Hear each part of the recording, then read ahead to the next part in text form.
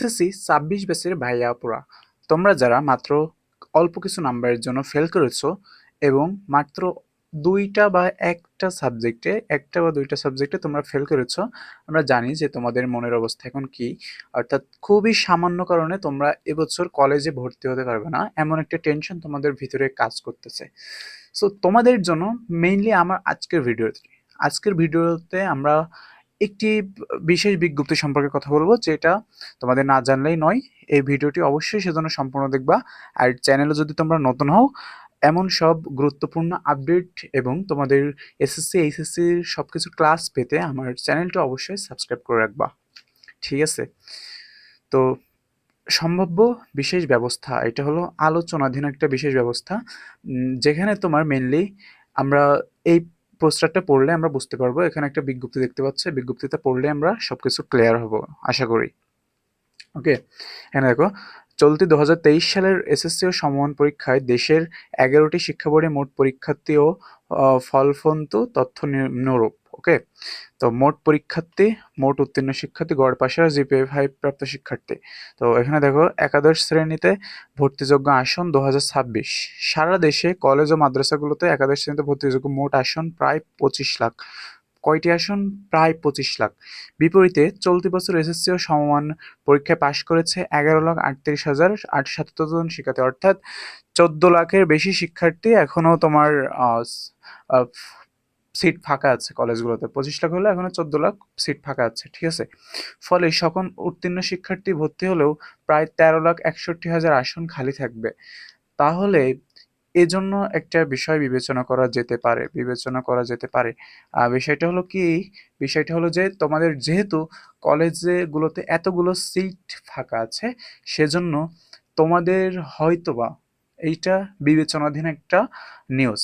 হয়তোবা যদি ২-১টা বিষয়েও ফেল থাকে, তাহলে তোমাদের কলেজে ভর্তি নিতে পারে, ঠিক আছে? ২-১টা বিষয়ে ফেল থাকলেও কলেজে ভর্তি নিবে, কিন্তু তোমাদের সেই বিষয়গুলোকে পরবর্তীতে তোমাদের সেই বিষয়গুলোকে আ আ পরীক্ষা দিয়ে পাস করা লাগবে। পরবর্তীতে কি করা লাগবে? পাস করা লাগবে। সেই বিষয়গুলোতে পরীক্ষা দিয়ে পরবর্তীতে পাস করা লাগবে, ঠিক আছে?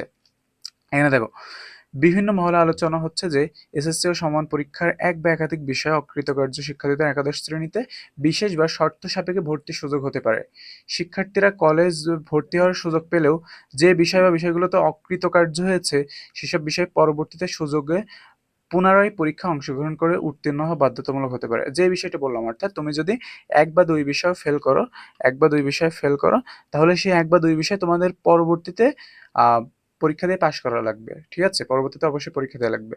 গুরুত্বপূর্ণভাবে জানানো হচ্ছে যে বর্তমানে এ বিষয়ে শিক্ষা বোর্ড সংশ্লিষ্ট কর্তৃপক্ষের পক্ষ থেকে কোনো চূড়ান্ত আনুষ্ঠানিক সিদ্ধান্ত বা প্রজ্ঞাপন প্রকাশ করা হয়নি।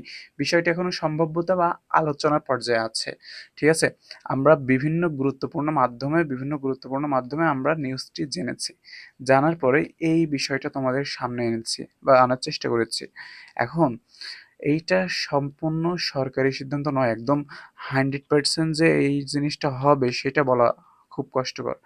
এইটা এজন্য তোমরা একবারে এইটার উপর ভেবে বসে থাকলে হবে না। তোমাদের নেক্সট প্রস্তুতি নাও। তোমাদের তার পাশাপাশি এই বিষয়টা মাথায় রাখলে চলছে।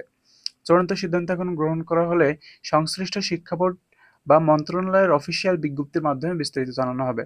যদি আসলেই বিষয়টি হয়, তাহলে এই যে তোমাদের অফিসিয়াল বিজ্ঞপ্তির মাধ্যমে বিস্তারিত জানানো হবে, মন্ত্রণালয়ের অফিসিয়াল বিজ্ঞপ্তির মাধ্যমে, ঠিক আছে?